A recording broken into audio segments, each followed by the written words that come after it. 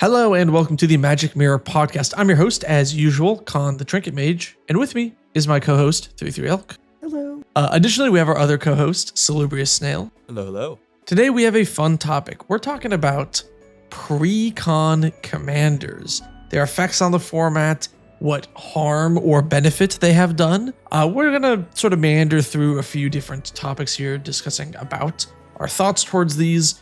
And I'm really curious what you think about it as well, so let us know in the comments below. So the first thing we want to discuss about pre-con commanders is their popularity. They are some of the most popular commanders ever printed. For an example, if I just go to the top commanders page on EDH Rec, we have the Ur-Dragon pre-con commander, Edgar Markov, another pre-con, Y'shtola pre-con, Atraxa pre-con. Krenko is the exception to the rule, and then we have Kalia, Bumbleflower, which are both pre-con commanders.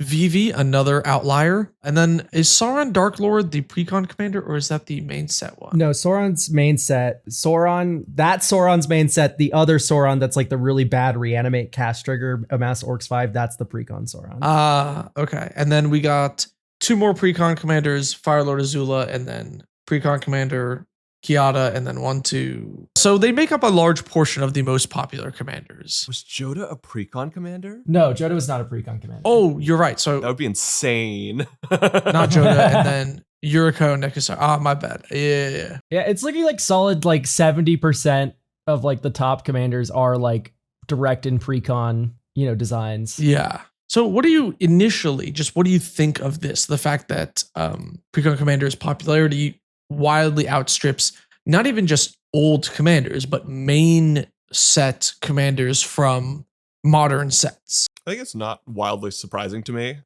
because these are cards that have been purpose made to be appealing to commander, and not just to be appealing to like smaller sections of players as a lot of main set cards are, but to be mass appealing. Because you can't really print a pre-con commander with like a really kind of niche commander. You'll have some that kind of push themselves toward particular spicy play styles, but they'll always contain some element of appeal toward the broader, more casual player base. And I have a couple examples of that. Yeah, I feel like when they're more niche, it's narrow in what it does, but what it does is a popular thing. Like Pantlaza, dinosaurs are a very popular theme. It kind of only does dinosaur things. I mean, I don't know. There's a lot of Flicker Pantlaza decks that just like rebuy Pantlaza and that's like your only dinosaur. That sucks. Don't do that. Play any other Blink deck. I don't know. I've seen it work. It's pretty good. We played against the Pantlaza deck that was a dinosaur deck, but also was a National Slide deck. That was kind of fun. That's awesome. I think that feels better than the one that's just purely Blink. I was thinking actually of Valgavoth as a group slug commander, which is a very spicy archetype. That's Valgavoth, Harrower of Souls. Valgavoth, Harrower of Souls draws an ass load of cards.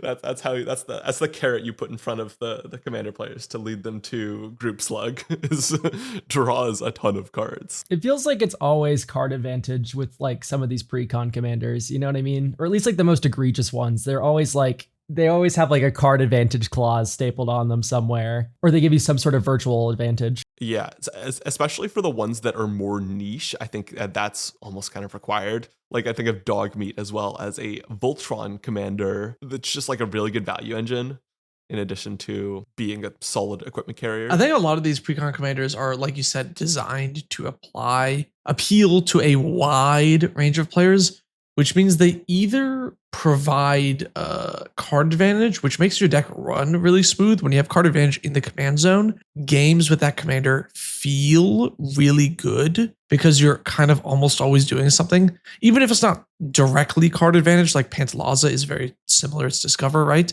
But when you cast Pantlaza, you do a thing, and then even if you get wiped, you cast Pantlaza and then you do a thing which can maybe draw you more cards and do you more stuff. Like the floor on a lot of these cards is pretty high. Yeah, well, draw cards, hit land drops is a recipe for having a decent time in commander. Even if you're not ramping, even if you are, staring at cards in your hand, waiting a couple turns to be able to play them, just that kind of progression and constant motion and constantly having cardboard in hand to think about and plan and later play. I think that makes decks feel a lot better for players than maybe a deck that ramps them out super fast, but then has them maybe run out of plays or have a limited number of plays. Yeah, that's like kind of the purpose of these cards too, is like it's meant to give a new player the best experience possible with Magic so they keep like playing. And so the commanders always kind of feel like they're really smoothing for the precons. They're like, they give you all the advantage you ever need. They reward you. And sometimes they'll also just kill all your opponents all by themselves, all wrapped into one package, right? Yeah, if I think about, I've played against the Y'shtola precon like 3 times recently, and that one I feel like, I don't know, it's not weak, but I feel like I always am inclined to kill it because it drains my life total faster than it draws cards, and so I think the precon itself has an okay amount of card draw. But that's definitely an example of where it does enough to encourage its opponents to maybe get it out of there. I think the other major category of popular commanders, and a lot of precon commanders fall into this category, like Kalia or Edgar or Vivi, is that they're very explosive. Like when we look at the non-precon commanders that are up here, like Firelord Azula or Jodah the Unifier, a lot of these are like cards that win in a very overwhelming fashion. Do you know what I mean? Yes. Okay, and you're saying that the non-precon commanders are more leaning towards that, whereas the precon commanders are more gradual? Yes, with the exception of like Edgar and like Kalia, I guess, are kind of the explosive category. But I think the non-precon ones that are really popular are the more explosive things. Yeah, well, and Krenko is a great example of that. It is just like scaling, very, very simple, if your opponents ignore this, it will be their downfall type thing. Yeah, very feast or famine. Now, interestingly, so we have, in terms of the most popular commanders, we kind of have 2 categories, and that's snowball value engine, like your Valgavoth, your Hawkball. Yeah, your Hawkball, your Pantlazas. And then we have like, I'm gonna obliterate you if I untap with my commander, your Firelord Azulas. But Firelord Azula isn't a precon commander. No. I'm just talking about just popular general, commanders in overall. general. Yeah. I was just thinking, I think these almost fit 2 niches where one of these is the deck where when you play it, you'll want to play it again because it was enjoyable and you got to do lots of things. That's kind of the gradual one. That's the precon ones. You buy the precon, you play the precon, you enjoy the precon. Mm-hmm. And then the ones that are more explosive are the ones that people look at and they're like, holy shit, this looks like a blast. I'm going to build this. I think it kind of makes sense that those are a little bit more non-precon, because if that was a precon, the person might not necessarily enjoy it, but it looks very, very tasty, as opposed to the precon commanders, which draw a lot of cards and maybe don't look as tasty as some, but are very enjoyable to play. I agree with that, because I feel like a lot of the precon ones, like you said, enjoyable to play consistently because they draw cards. And then as you brew your first deck, you build Baby's first deck, you see an explosive, crazy card, and you're like, holy cow, this card, with this, with that, can, draw 1 billion cards, do 1 million damage, do all this stuff. So then you go, I'm going to build that. And I feel like that's a lot of players' sort of like first foray into building their own decks is they find a powerful synergy and they're like, I'm going to do that thing. Definitely. Well, what was the question you were going to ask? Because I feel like I kind of interrupted you. Oh, I was going to say, what do you think that says about players? But I think we kind of answered that. I feel like it's a sort of Commander is very much exploding and is the new player format. And I think that this is indicative of how a new player thinks, right? Is new players buy precons because it's an easy way to get into the game. Or when you first start building, you kind of build that crazy synergy you've seen one time. Yes. And I feel like that's a healthy progression for the most part. Having players start out with a deck that's going to do something hopefully fairly reliable for them, and then let them find their way to the spicy, less reliable thing all on their own. I'm looking at Mirim Sentinel Worm, and that's another popular build this as your first non-precon deck. Yeah. I feel like there's something kind of robbing about this, though. Like, if you have a commander that does everything, then what's the point of synergy in your list, right? It's like the commander kind of already does everything. I mean, what do you mean everything? Okay, so this doesn't apply to all precon commanders. And in fact, I think it's actually been getting better over time with how precon commanders kind of look overall. Like, I'm thinking of Rutha mastering the moment and stuff. Like, there's these commanders. I think Strixhaven broke the mold. I guess we can talk about that. It depends. Quintorius is a little much, I think. But overall, I do agree. Basically, when you have the outlier kind of precon commanders, and in my mind, this is something like Hawkball, but also it's like something like Valgavoth even, where this is a threatening monster. So it's killing your opponents. It's drawing you a billion cards. You're never gassing out. Mrs. Bumbleflower is also like this. What's like even the point of the 99? I don't know. I just feel like there's something like, I'm kind of sad that we live in an era where like we're getting like a kind of like every 1 in 6 precon commanders are like the whole package. And we're not looking at the 99 at all, really. The 99 is just things that help the commander. And I also think it does do the inverse of what Wizards of the Coast might maybe wants these precon commanders to do, which is be a fun experience, which is like every time Valgavoth hits the board, I want to blow it up. Is that fun for that new player? Probably not, because it's too busy doing everything. And then when it gets removed, you're doing nothing now. You just have a bunch of like kind of shitty group slug cards. I remember I did my upgrade guide for that one, and my upgrade guide was entirely how to make this deck either function without the commander or keep its commander around, or like get more mana to recast the commander, because holy shit, this guy's gonna die. Yeah, exactly. And I feel like there's a lot of these designs, not all of them, keep in mind. I do think they hit the nail on the head sometimes with these precon commander designs, but like when the precon commander design is like the whole package, it kind of makes me a little bit bummed out, because I think of Magic as like a game of synergies and stuff. And if everything just synergizes with the commander and nothing else with the deck, that's a great way to get all of your eggs in one basket and blown out, right? Yeah, I'm of two minds about this, because on the one hand, I think it's very good, especially if newer players know which ones are like this, because there are some newer players who are going to struggle to grasp the mechanics of the game more than others. And so if that player could know that X precon is kind of very good for kind of guiding you to an enjoyable experience, without needing to tinker with it too much, I think that's good. On the other hand, I think if a player who might be, interested in digging into the game mechanically gets one of these, it might not be as interesting, because in theory, precons should also be like a starting point to build out on and do some interesting build out. And Valgavoth doesn't really offer that in the way that a lot of other precons do. And so I think if somebody gravitates to that, the resiliency upgrades that I did, and there are like the power upgrades that you might do that are just like throwing in a bunch more once per turn pings, but there's not really like a whole lot of depth you can throw into the list. Although I think that one did something right with its secondary commander. We'll get to secondary commanders. So I do agree with Elk here that there are certain commanders, and this is like not every precon commander, but it's definitely a design trend where they give you resources at multiple angles in a way that like does kind of simplify deck building in a way that I think makes the deck building less interesting. So like Taval, the balance scale, is one of the most popular commanders. This commander does the self mill and ramps you and puts, creatures on board and is like a flying 4/4 that's just like, a decent body. It does a lot of those things other than raw card advantage and I guess life gain. It gains you resources in like every place you could want. I kind of hate when they sort of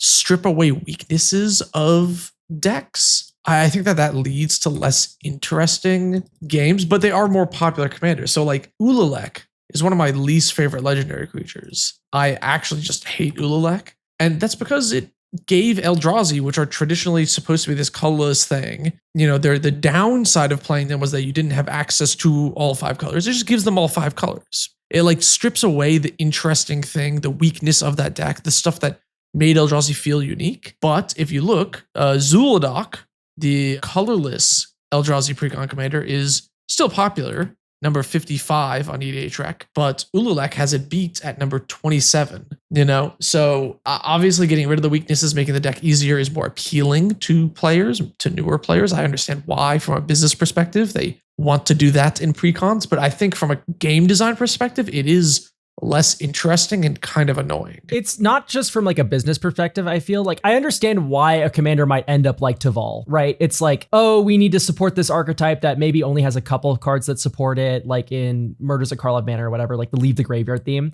So we're going to push the shit out of the precon commander, and it's going to do everything. So that way that this new player has the best experience possible, their deck always works. The Taval precon is actually just like awesome out of the box, by the way. It's a lot. So I'm of two minds, because on one hand, it does make the new player experience the best it can be. It's the easiest to get into the game than it has been ever, because these precons kind of just work for the most part out of the box. 100%. But on the other side, I feel like it strips a lot of the things that makes Magic the most enjoyable, we're raising the floor, but we're lowering the ceiling, as it were, with the precon commander designs. I'm really not bothered by precons that kind of do everything and make things a little too easy. Just because I think some players might want that. Some players might want that experience. Some players might find that experience more enjoyable. And as long as they're not like ending up in pods where they're crushing the table disproportionately, I think that's fine. The precons I don't like as much are the ones that bait players into a play style or to an upgrade path that leads them to having a bad time. And I think that's Valgavoth is one where I am a little bit more leery. Mm-hmm. I think I'm deeply grateful that Mirim is not a precon commander, because I think if it was, that would be like an insane bait commander that just leads players to having a horrible time when they get like board wiped or removed repeatedly. I mean, it's a top 25 commander, so it is. And I've seen players get board wiped and removed horribly playing this commander. I've also seen them explode out of control. That's just what the card does.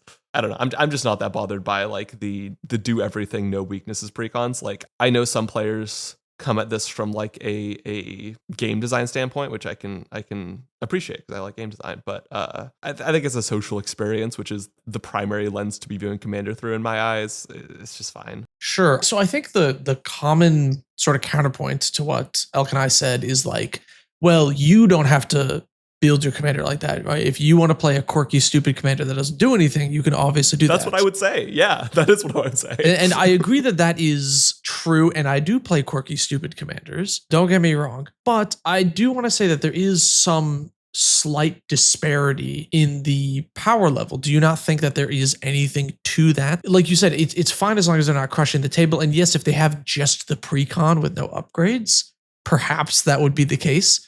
But is it not also true that if their commander is more powerful and gives you resources on more axes, a upgraded precon is going to be significantly stronger than many other decks? I mean, I think that's something that will get figured out through, the social engagement. And that can be a lesson in, oh, this deck got bracket 3 much more easily than a lot of other decks. Wow.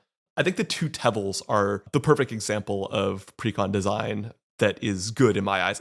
Maybe the precon Tevil is a little too well-rounded, but if you look at main set Tevil, it is a very powerful card that also has like a very spicy weakness, and it kind of encourages you to build around this, big upside, big downside nature. And it is a much less popular commander as a result. But I think kind of offering that experience alongside the much more generic rampy graveyard Tevil but balanced scale experience is good. I think it's good that players have access to both. I agree that more commanders is actually like better. I mean, maybe we're getting too many now. Some of the like for sure, absolutely too many 2/2 vanillas are maybe a little out there. I think that having like 2 Tevils, 2 Valgavoths or whatever, like a couple versions of the things where like, oh, if you want to play goofy 9 mana mega Valgavoth that just sits in your command zone and costs 1,000 mana, awesome. But if you want to play the like value engine one, you can also do that. Like, I think that's good. I agree, but that's not my problem. See, I'm struggling to put this into words, but it's like Commander sort of rotates or rotated in some capacity where the precon commanders are stronger and they are the most popular. So commonly you see more powerful commanders. I mean, obviously power creep for the game has accelerated in some capacity. And then your jank commander with the same level of upgrades in the 99 will like over time have a further and further gap from the commanders that other people are playing. And even if you are like staunchly, I love my jank crappy commander, that gap does get felt and it does get bigger over time, right? It's sort of like a pseudo rotation in some capacity. Not that you can't play it, but that it is less viable to do so. I know talking about viability for casual commanders. On the subject of commander rotation, I would like to recommend a great video that Joey over at EDH Cast made called The 7 Levels of Commander, that kind of discusses commanders and the different categories they fall into in relation to how they have weathered time and how they have changed over time. I think it's a super interesting conceptualization of it. Oh, interesting. I'll check this out. It's good. It's good. They're the ones that kind of weather the ages and stick around, and then there are the ones that kind of fall into the background. And I think his general point is that that's okay, that these serve different people. I don't maybe remember 100% of the details, but I think I generally tend to follow the same framework in my mind. Like, I think it's okay that Commander doesn't look like how it used to. I think when we when somebody begrudges the commander doesn't look like how it used to, I ask the question of what the project they're pushing is, because, are you trying to bring us back to then how are we going to do that? And if not, what are the solutions? And I think the bracket system was an attempt at giving a solution, because before you would hear people say, oh, this isn't viable anymore. This, just can't be done. And I think emphasizing that there are different ways Commander can be played it isn't just the mid power. And this was always true, but I think the bracket system kind of helped to solidify this. There are different ways Commander can be played. If your Commander and if your deck building style isn't as strong as present day median Commander norms, the bracket 3 maybe, you can play bracket 2. That's fine. That works. Yeah, I'm kind of just piecing everything together in my head right now. I still think there's a lot of older commanders that can do perfectly fine, and that's just due to the fact that Commander is this kind of multiplayer format where the best deck at the table doesn't necessarily always win. If one person gets ahead really fast, they become the enemy and everyone punches them down until they die, and then players 2 and 3 can get up into the lead, right? So there's always like kind of this self-balancing nature with multiplayer Magic that I think does make this less of a problem, this sort of like acceleration and power creep and all these other terms we're throwing around here. There's kind of already an inbuilt limiter to that. But on top of this, I think there's still just like a core part of me that kind of hates the homogeneity of every commander needs to be killed immediately. It feels like I'm being hyperbolic, but like there's certain designs that come out of this that end up being the most popular because they're very powerful that you just need to explode. And it feels kind of sad that exists, right? But I guess that just appeals to a certain player. And I guess so long as they don't loudly complain in my ear about it when I blow up their Azula, I guess I'm fine with that. I feel like playing Y'shtola a bunch recently has been kind of nice because it's not one that you need to remove instantly. If my life total is starting to hurt, I can remove it. But unless they're like good on mana and starting to like storm off with their high mana spells, it's kind of Yeah, it's more the Valgavoths and the Bellows and the Mrs. Bumbleflowers I'm talking about here, and then the Quintoriuses as well to some degree. But I kind of hate Bellow. I think it's more the non-precon ones. I think it's the Jodas and the Azulas. Those are the ones that are like... There's such a thin line between precon commanders and cards that are in sets that are obviously meant to be for commander. Yeah. The Kenriths of the world and all this stuff. I don't know. There's a lot of commanders in main sets now, it feels like. I want to clarify my point before. I am totally fine with commander looking different than it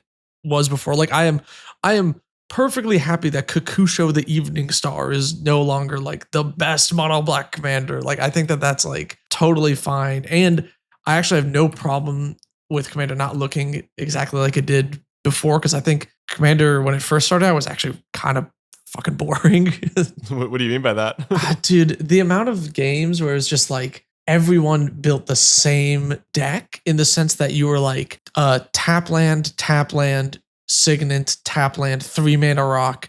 Here's my like 6-drop that doesn't do anything. And then like every deck was really, really slow and really mid-rangey. And as much as I appreciate slow mid-rangey decks, the fact that the whole format was like that was kind of annoying. Like I hated old like gameplay videos. My friends would like send me, they'd be like, oh, check out this Star City Games. No offense to Star City Games.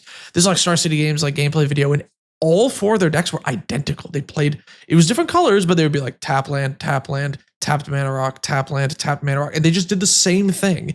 And nobody cast like a creature for like 8 turns. So I was like, holy cow, this is so slow. No creatures for 8 turns? That sounds like your dream. It's only exciting when I do and everyone else is playing normally. They're stealing your lane. Exactly. I don't mind that commander has like sped up a little bit or powered up a little bit. I do feel like, I don't know, the commander rotation thing, it's not even felt in just the commanders. I do feel like there's a lot of made for commander cards in general, and this is like its own podcast topic, own video essay or whatever. Do feel like they kind of accelerate the game in some capacity, like the One Ring or Bolus the Citadel. Like there are certain cards, and I guess this is what Game Changers are for, but like it does feel like, hey, I do this and I play this card and it really invalidates your deck in some capacity. I don't know. Again, it's hard to put into words. That's why I haven't made a video on it yet. But it's a feeling I have. Still parsing the vibes. Yeah, exactly. I feel like part of my feelings about like why I'm not really a big fan of a lot of precon commanders is because a lot of the media that I make is like deck reviews. And it's very engaging to have a goofy commander blow through. And I guess this kind of goes with the whole idea that this game is so vast and so broad, and a lot of people want to get a lot of different things out of it. I feel like the funny brewer's itch is kind of like, it feels solved. You know what I mean? It's kind of sad. It feels like with some of these commander designs, there's nothing to discover with them. And I mean, that's fine for a certain archetype of player, I guess, but it feels like there's been more of a trend towards those kinds of designs than ones where you want to unearth something about what they do for the game, you know? I was kind of mentioning that earlier a little bit, in the sense that I think some commanders definitely offer a lot more kind of interesting build out paths than others. And I wish that, the ones with the least interesting build out paths could go to the people who are least interested in deck building. And then the ones that have the most interesting build out paths could end up in the hands of the players who most want to deck build. But I think obviously that can't quite happen. It's kind of tricky. Yeah, I agree. This is why when I did my ranking every legendary creature series, one of the axes that I ranked commanders on was how many different types of decks they support. So Tom Bombadil would rank really low because it's kind of just a saga commander.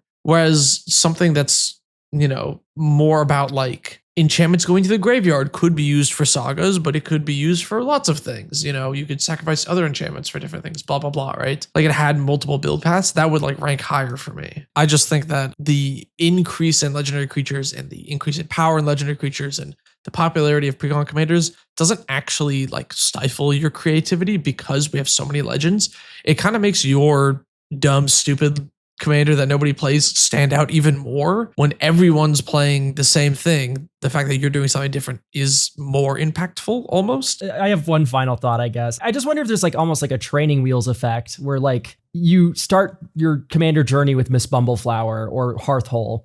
And then when you find out that maybe you're a player that wants some more jank in your life, or maybe a little bit of a funny brew, and you kind of go into that, there's not really a good grasp of what percentage of my deck should be advantage. Thinking about a precon with a commander that gives you infinite advantage and pressure, trying to balance that in the 99 is going to be a lot harder for a player that maybe started the game with something that was meant for a player who isn't really engaged with the deck building of the game. You know what I mean? And I'm not saying being not engaged with the deck building in the game is a bad thing. I think that's fine that there's some more casual players that are on a lower level of interest in Magic the Gathering than me. That's totally fine that there's cards for them, right? Mm-hmm. But I can't help but feel there's just something kind of amiss with how things currently are with the precon design still. Well, I think the intention of precon design is to offer people build out paths and to kind of stimulate thinking about kind of what you could do with a deck, right? That's one of the reasons precons will typically include a couple of sub-themes.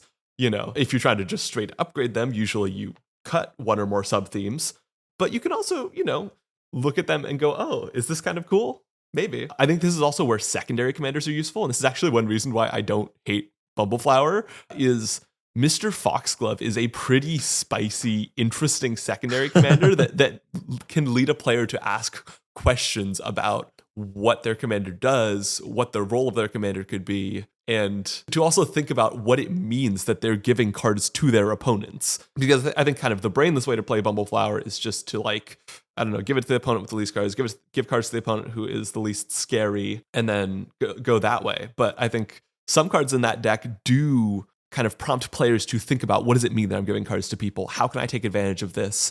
How might this cause me problems? And I think some secondary commanders are good in this way. I also like Lord of Pain and Valgavoth as just kind of a hardcore group Lord slugger. of Pain is pretty good. That one I like. I like Lord of Pain a lot. I built Mr. Foxglove, actually. I took it apart pretty quickly because I think I made mine too mean, maybe. It was more bracket 4 than I had intended. This card's kind of crazy.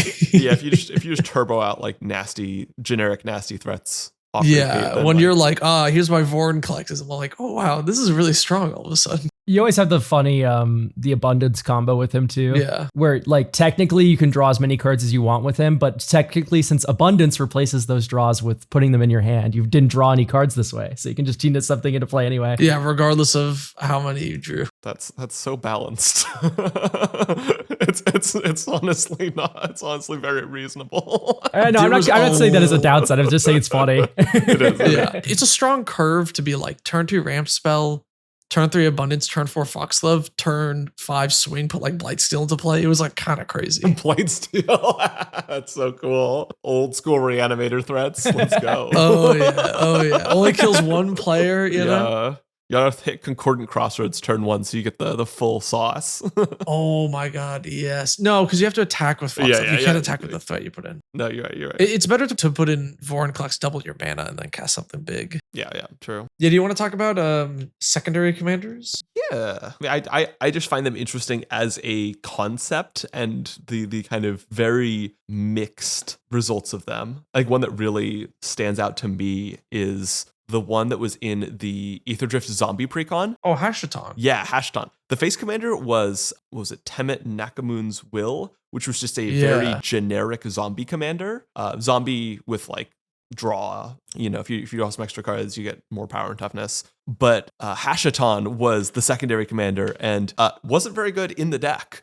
But it's a very fun card, and it kind of encourages players to go, oh, I could do some stuff with this. It's also way more popular, which is really crazy. Well, it is, yeah, because like I feel like that doesn't happen too often. Yeah, Temet's just not that exciting, really. It's a 5-mana guy. It makes your zombies a little bigger. It loots. I like looting, but yeah, he still has 13k decks. That is way more than Temet should have. That's fine. That card's boring as hell. That's a fine card. So it's really interesting to see a face commander that's meant to be the glue for like someone who's new to like get into the game and have the best experience possible. Like the face commander's always super smoothing, and then they get really freaky with the backup commanders every single time. And it's very engaging to see that. Yeah, you know which one I like a lot? Narcy Fable Singer. It's the backup commander for the Abzan enchantment one. But I think Narcy is super interesting. The face commander like reanimates your dudes or whatever. But this one's cool. Whenever you sack an enchantment to draw a card.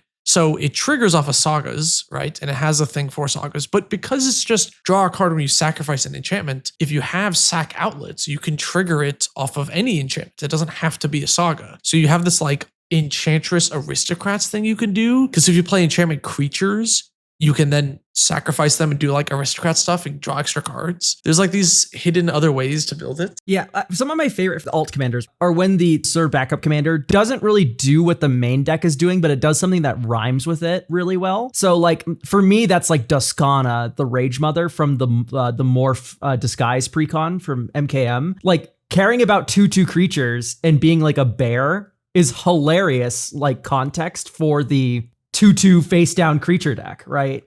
And I think that's like a really awesome design choice from WotC that I really actually enjoyed quite a bit. Yeah, Weta Trainer Prodigy from the Kantalaza Precon is another one I like. It's not quite as elegant as Duskana, but I like that it pushes the dinosaur enrage ability, which is kind of been a main thing of dinosaurs, where when they take damage, they do a thing. This doubles that and lets you have things fight, and it can let you have 2 of your own things fight. I don't know how good that is, but I like that it's very spicy in that way and gives kind of an alternative for players who are looking for that. I like that she's really good fighting like with herself because she's a 1/5, so it triggers enrage really easy, but can, you know, that's true, handle like a 4 power creature. Yeah. Scrolling through the alt commanders, I something just reminded me of something where we're scrolling past Tivit here as I'm clicking through the alt commanders in history. And how do you guys feel about like a precon for a niche archetype that pushes it kind of too far? Do you think that's like a risk of this kind of like precon design? Well, like Tivit as an example? Tivit is meant to be a voting commander, and he's a war crime instead. I feel like it's just not a voting commander. Yeah, I know, exactly. That one's not a voting commander, but there's like other ones like there's been in history some instances of a precon commander being printed that makes an archetype super lame. I get what you're saying, right? Because Tivit he actually says you may vote an additional time. There's how many cards even reference voting that don't, you know, like there's only so many cards that do that amplify voting abilities. But they definitely made him a little too crazy. I mean, if time sieve didn't exist, I feel like I don't even think that line of text is the problem one. I think if you rig things a little bit and make it slightly easier for you to get kind of the political alliances, I think that's fine in theory.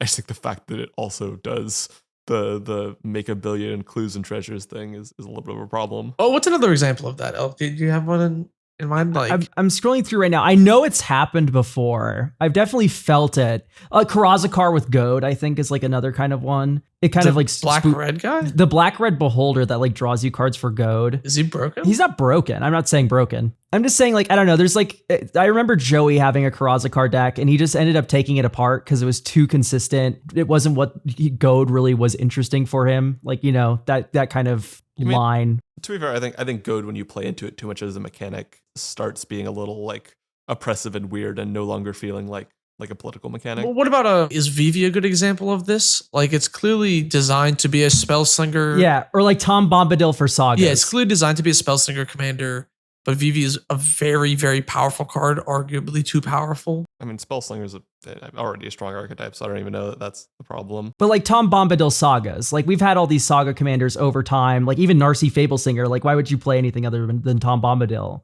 I mean, I guess the answer is to be kind of subpar and quirky. But I mean, yeah, I think this is like a brewer versus new player thing, because I think this happens to like a large majority of players over time, is that as you get more into the game, you start to realize that like the powerful commanders or powerful cards are sort of less interesting because they strip away from synergies almost. Like you need less synergies for it to work, or you need less effort for it to do the thing. And, you know, you can, you know, eventually you'll play Joda and you feast or famine enough times that you eventually go, okay, well, maybe I should try something else that, you know, goes at a different angle. I think that that's just something that comes with like experience. Like eventually players will, I think, trend towards the most powerful cards being the most uninteresting. Yeah. I do kind of know what you mean though. Oh, like, and I think about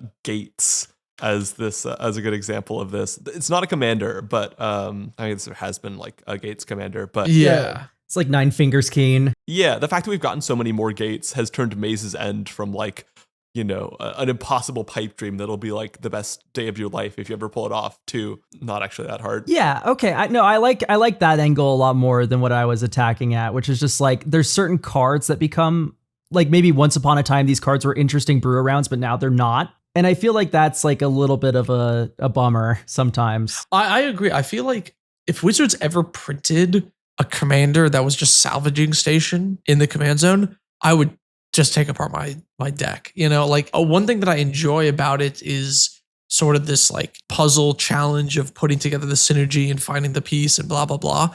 But if Baubles became an actual like supported archetype with like a keyword or something, it'd be like my worst nightmare, you know? I wouldn't want that to become a very easy thing I could do to win the game with. Like, oh, if you have 10 one-mana artifacts that sacrifice themselves, you win the game. Like, I would never want to play that card, you know? I think that's what happened with Treasures. Yeah, I think so too. I think Treasures just got more and more efficient over time. Honestly, in the grand scheme of things, I think I'm totally fine with Treasures now. Yeah, Treasures is a thing that I think should have, you know, gotten more efficient over time. It's just a good mechanic. I mean, there have been some cards with it that are too strong, but, you know, color fixing extra mana that lets you hold up instants more easily, I like it. I'm not saying that like Treasures shouldn't have been printed or anything, but I think that it's almost too easy to build a treasure deck, if that makes sense. Like, if I want to build a treasure deck, there is treasure finishers, there's treasure card draw, I guess treasures already ramp, but like, you know what I mean? Like, there is a thing that like references treasures that does all of the things my deck would want to do almost. Yeah. I feel this is more apparent with like decks focused on a specific type. You know, you play the vampire removal, you play the vampire card draw, you play the vampire ramp spell. You know what I'm saying? I feel like that strips away some amount of the brewing. And I think that's when a precon focuses on an archetype like that, they create a bunch of those types of cards. And it kind of takes away some of the fun of finding, here's how I can draw a card if I have treasures in play, as opposed to draw a card for each treasure you have, you know? Yeah. I don't even know if that card exists specifically, but you know what I mean. It poses an interesting question when you get these cards that enable an archetype extremely well. Like with my cycling deck, my deck would be very much improved if I added any of the draw doublers, like Teferi's Ageless Insight, Ahamrar's Archive. It would also be very improved if I added Monument of Endurance. Is that what it's called? Monument to Endurance? Something like that? Yeah. I choose not to add those because I don't want to. They would change the feel of my deck. But I think that's something where some players are going to be willing to make rules that make their deck suboptimal, whereas other players will look at a card that's like very strong with their mechanics and go, oh, I've been given a gift. Thank you. Thank you, Wizards of the Coast. I don't mind this personally. Like, I think, players like me, or at least players like me on the subject of cycling, have the option to make a rule to themselves, exclude this, keep the feel. Other players might choose to run the Monument to Endurance, and that's okay. Yeah, I get exactly what you're saying. I think the difference between you and me is that the fact Monument exists and I have to make a rule about it pisses me off. Yeah, like there's an empty hole in your heart, like, oh. Yeah. Or it's like having to go before the beginning of the game, like, Vito's my commander, but I don't have an infinite combo in here. Like, you need to like specify somehow if it gets powerful enough, this like new card that got printed. I'm this player, but I'm not that kind of player. I exclude these ones that I consider too much. I don't know. It's a little feels bad for sure. Didn't you watch me Sharpie over the final line of text on instant speed Teferi? Yeah, because he just wanted him to be a looting engine. He didn't want to take the ult extra turns. I don't want people to kill my Teferi to prevent me from taking 2 extra turns. I don't want to take 2 extra turns. I just want to loot and phase out creatures. I have a friend who plays 4-color Kenrith. He's crossed out the blue ability on Kenrith, and his Kenrith just has 4 colors. Hell yeah. I feel like that sort of thing should become more normalized. I do get why it like rubs people the wrong way, feels like frictional thing in one's brain, but that's not a word, but don't worry about it. You know what I mean? I get what you mean. Yeah. There's a lot of you know what I means going on in this podcast. Yeah, you know what I mean. I don't know. I would love to see that sort of thing become more normalized. And yeah, I think the brain friction is too much for me, and I don't think I could ever do that. I would just have to build a different deck. But I respect the hell out of people who do that. You couldn't cross a line of text off of a card with a Sharpie? I couldn't. Okay. Damn. I don't think I could. It's so fun. The urge would still be there, you know? Exactly. I'm also the person who slipped the piece of paper into the landfall card from Old Ravnica that untaps a land because I had like a non-deterministic combo with it and another card, and I just like slipped in a piece of paper that said, you can't untap a land with bigger on the inside on it. Can't do it. Can't be done. It's impossible. And that I think I would feel bad if I was playing the deck and I was simply not doing it, like that's suboptimal. But if I like make it a rule that it cannot be done, then I feel good. I feel great. I don't think my brain can separate those two. It feels the same. I know you made an addition to the card. Yeah. I'm also somebody where the way I treat Commander in game versus the way I treat Commander out of game are extremely distinct. When I'm out of game, I'm the most casual motherfucker on the face of the earth. I will, hinder my decks in all sorts of creative ways to get them to produce the best play experience for me in game. But once I'm in game, I'm not going to make the suboptimal play. I do not want to do that. Correct. I'm the same. Yeah. Yeah, I'm able to do that. I can compartmentalize building me and playing me, where I'm like, playing me wants to play the best possible. Building me wants to give playing me the best possible experience by not including cards I consider really boring to kind of resolve or cast or play with. That is a distinction I'm able to make. But I think for me, it's like, I kind of do this with building cubes a lot of the time, where I'm like, okay, I could make a special rule for the cube about this card or that card, or like how this mechanic or rule works. But it's so much more fun to have a deck that works entirely rules as written within the confines of Magic the Gathering without having to change rules and stuff. I don't know. I feel like that's a little bit distinct, right? Because when you're giving it to other people, or especially if you're changing the rules of the game, that is a big thing. That's a thing you need to remember. Whereas, when I cross out a line of text or slip a piece of paper into a card, I'm not changing the way the card works. I'm simply telling my opponents what I'm not going to do and what I. It's a promise of sorts, like It's like a very firm promise to my opponents that like this is not how I play with the card. In my brain, when I am playing this deck, this does not exist, or this cannot target this. I think that mentality of like optimizing in gameplay and unoptimizing in deck building is like the core of casual EDH, kind of. You should still play to win, try and do your thing, but like, I've made my deck suboptimally by not putting Thassa's Oracle in there. Previously, that's why it's not in the list. But when I'm in the game, I'm trying to do something. Well, so it's not for all people. Sure. I had a video last year, the question of, do you enlightened tutor for your skull clamp? And, kind of the possible reactions that people could have to that, which was, yes, I do, because I want to play the skull clamp. I might not because it feels wrong for this particular game. It feels, like it doesn't fit the vibe of the game, even if it would be strong. No, I don't play the Enlightened Tutor because I don't like tutors. No, I don't play the Skull Clamp because I don't like Skull Clamp. I had these like 4 kind of things. The second one of those is a player who is willing to change their tutor targets to be suboptimal because it better fits the vibe of the game. That player exists. The player who wants the demonic tutor to be able to grab, the fun goofy card or anything else based on what feels right. I can't do that. That's not something that feels good to me. I don't get that either. Maybe I can make peace with that sometimes in a bracket 2 game, but like in general, it's not where I like to be living as a player. But those people do exist, and I'm happy for them if that version of Commander feels fully satisfying to them, because it doesn't feel fully satisfying to me. I don't even think it feels satisfying to play against. Like, oh, I could have won the game 3 turns ago, but I've just chosen to faff about instead, is like, I think, very annoying. It's like, it's almost disrespectful. Like, I had a counter spell. You could have tried to go for it, and then like, I countered it. Like, don't just like, I don't know. I find that kind of annoying. Yeah, and it is a legitimate divide between different players. Yeah. So it's complicated. EDH is a complicated. Yeah, there's a lot format. of different perspective stab on that. Oh yeah, I was just gonna say, this is why Elk is on the podcast. Is before I asked Elk to be the co-host, I played a game on tabletop, and I saw the way you were always optimizing, even when it really didn't matter. With I think you were playing Farrakha, and I was like, oh, okay, they're waiting until end step to like make the snake and like do all this stuff, and the last minute like playing as optimally as possible, even though this deck sucks and it was like not very necessary. Yeah, I love playing a really shitty deck and just like role playing that it's like a pro tour. Yeah, exactly.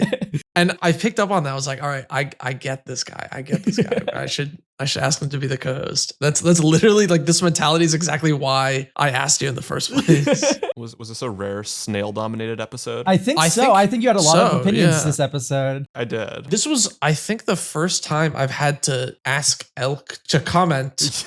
Yeah. I'm normally very opinionated. Yeah. This one I'm trying to like, I'm thinking about it because there is a lot of nuance with this conversation. I felt like a lot more than our typical topics of this card sucks. Yeah. I feel like I usually want both of you to comment at some capacity on everything, right? So if I haven't heard you in a little bit, I'll try and like poke and prod. Yeah. But yeah, I don't think I've ever done that to Elk. I typically feel like we need to do it to Alex more than anyone else. Alex gets too trapped in the memory palace. Yeah. Thoughts unlocked. I have a lot of opinions about this, and I'm very, very present and energized today. I feel like you were bringing good podcast energy today. I think this has been good. All right, so moving on to the Beseech the Mirror section. This is where you beseech us for answers. All you got to do is put mirror, mirror in your comment here on YouTube or on Spotify, and we'll get to it on the podcast. Son of Jors asks, mirror, mirror, and then they use a mirror emoji. Since you guys don't like wheel effects, how would you preferably draw in a mono red deck? With Impulse Draw, or is there some other way that I'm missing? So Impulse Draw exists for mono red. There's a lot of artifact chicanery you can do with like Nexus of Becoming, Alex's favorite, right? There's a lot of ways to get advantage in mono red. Impulse Draw is objectively the most consistent, I feel like, for low curve decks and stuff like this. But if you're a big dragon deck and you're afraid of exiling all your little pretty babies or whatever that are like 8 mana, so you can't cast 2 in 1 turn, I would definitely reach for like discard and draw effects, and then use something like squeeze a goblin matron. Oh my gosh, you have a perfect engine there.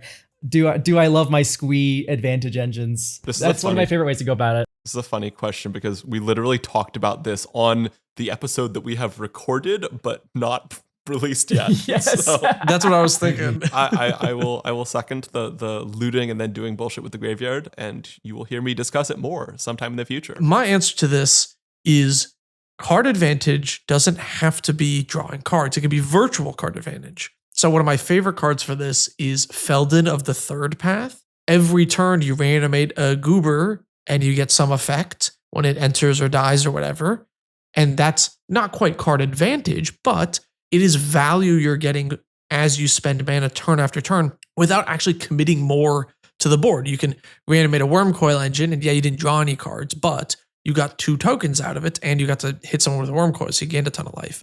And you can just do that every turn and fill your board up without committing more cards. And that's almost card advantage. Yeah, Yeah. I do really need a shout out Inspired Tinkering, by the way, when it comes to draw effects in red. This card is like so cracked and people just don't play it and it pisses me off. It's 5 mana, exile top 3, you can play them until the end of your next turn, and then you create 3 treasure tokens. So even if you're a big mana value deck, you're going to have 8 mana next turn if you played this on 5 mana. So you can at least cast one of the big bombs that you exiled, or vice versa. If you're a small curve deck, you're able to just spam those spells right away. And this was kind of a 2-drop, like a Reckless Impulse kind of effect. People do not play this card enough. And I think people look at it and go, oh, it's a 5 mana draw 3. This sucks. Not realizing that the 3 treasure rebate is huge. Yeah, it's a sweet card. Card is busted. I play it in my CDH deck because Ral reduces the cost by 1. Yeah. With cost reducers, this card is grody.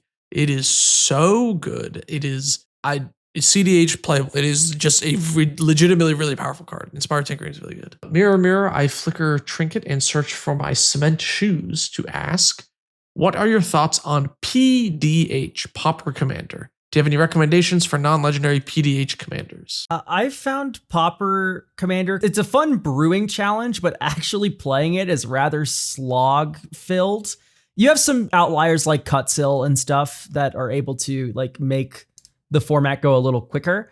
But typically speaking, I found Pauper EDH to be more of a combo format, which is great if you love combos like me. But if you are more of an aggressive, beat you to death kind of player, I don't know if I could really recommend it to someone. Yeah, I think Pauper, the format, works better than Pauper Commander just because simpler cards are better suited to kind of faster lower to the ground formats where you're just kind of playing these simple, elegant decks doing things fairly quickly. If you double the life totals and add a bunch more players, then you get these simple, maybe elegant decks, but probably not even that elegant. And then they're just, doing things with their simple cards. I don't know. Rares are cool, I guess.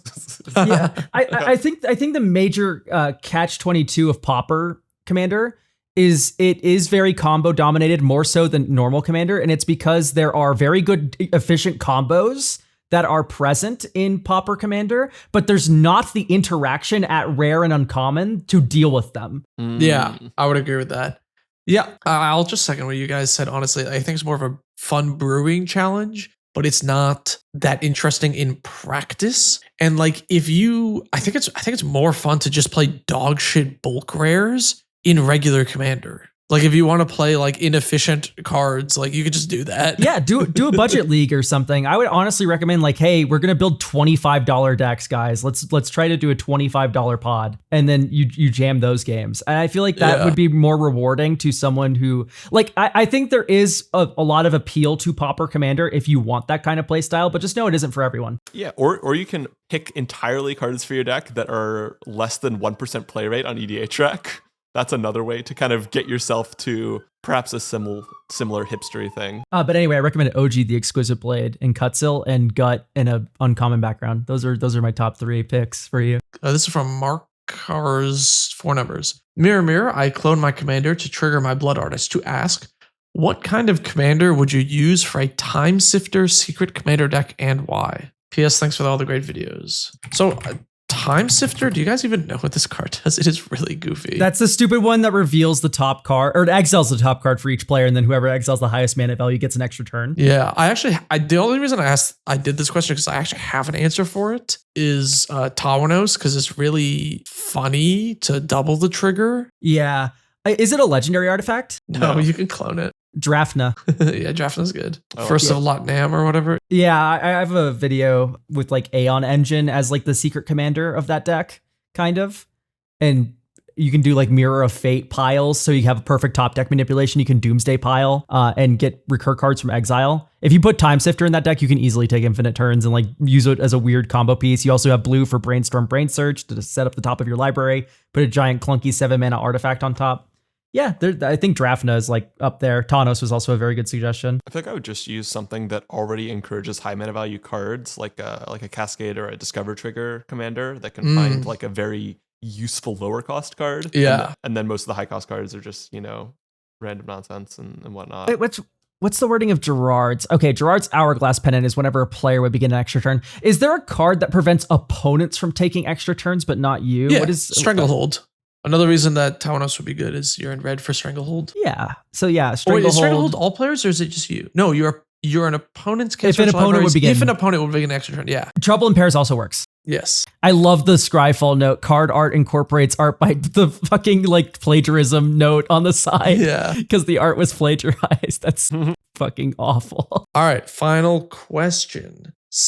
Celeste_CH asks, Mirror, mirror, how do I become as cute as 3/3 elk? I recommend sunscreen. The sun ages you. It's a deadly laser. Try to use as much sunscreen as possible. It's probably the most important part of your skincare routine. There you go. End the podcast on a PSA.